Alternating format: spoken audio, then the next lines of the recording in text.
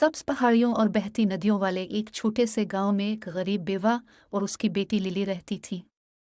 अगरचे उनके पास बहुत कुछ नहीं था, लेकिन छोटी लिली एक ऐसी लड़की थी जो हमेशा खुश मिजाज और ख्याल रखने वाली थी, जिसकी वजह से इसे गांव में हर कोई पसंद करता था।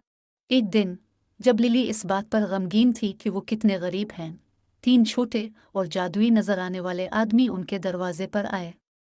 ये छोटे आदमी छोटे बच्चों की तरह छोटे थे, जिनकी लंबी सफ़ेद दाढ़ी थी और वो नोकीली टोपियां पहनते थे। टोपी ऐसे लग रही थी जैसे वो जादू से भरी हुई हो। हम जानते हैं कि तुम कितनी मेहरबान हो, लिली, सबसे बूढ़े आदमी ने कहा। हम आपको 3 ख्वाहिशात देकर आपको खुश करने के लिए हाजिर हैं। बहुत शुक्रगुजार महसूस करते हुए लिली ने 3 चीज़ें मांगें जो वो चाहती थी। सबसे पहले वो बहुत सारे खाने की ख्वाहिश रखती थी ताकि गांव में कोई भी भूखा ना रहे। फिर वो बीमार और बूढ़े लोगों के सेहतमंद होने की ख्वाहिश करती थी। आखिर में उसने ख्वाहिश की कि सबकी जिंदगियों में खुशियां आएं।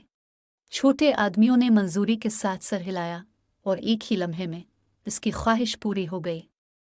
बंजर खेत फसलों से फले फूले, बीमार देहातियों ने अपनी ताकत दोबारा हासिल की और खुशी का एक नया एहसास फिजा में भर गया। लेकिन कहानी यही नहीं रुकी। छोटे आदमी लिली को देखने आते रहे। वो हैरान रह गए कि वो कितनी मेहरबान है। वो इसके वफादार दोस्त बन गए, अपनी जादुई ताकतों का इस्तेमाल करते हुए इसकी जिंदगी की मुश्किलात को संभालने में मदद की। एक दिन गांव में शदीद खुश्क साली आ गई। पौधे सूख गए और हरे भरे खेत भूरे हो गए।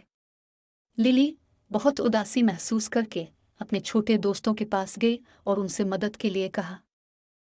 फिक्र ना करो, लिली दरमियाने कद के छोटे आदमी को यकीन दिलाया। हम बारिश को बुलाएंगे और ज़मीन को एक बार फिर सरसब्ज कर देंगे।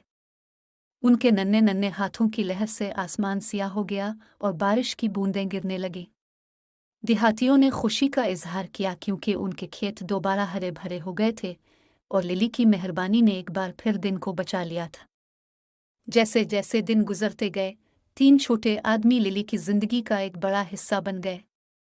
उन्होंने ज़रूरतमंदों के फटे हुए कपड़ों को ठीक करने, खोई हुई चीज़ें ढूंढने और यहाँ तक कि गांव के लिए खुशी की तकरीबात का एहतमाम करने में इसकी मदद की। वक्त गुजरने के साथ गांव वालों को एहसास हुआ कि लिली कितनी मेहरबान थी और जादुई आदमी कितने मददगार थे। इस तरह गांव वाले अपनी जिंदगी खुशी से गुजारते रहे, इस जादुई कहानी से मुतासिर होकर जिसने उन्हें सिखाया। दूसरों के साथ मेहरबान और मददगार बने ताकि आप अपनी जिंदगी और अपने आसपास के सभी लोगों को खुश कर सकें।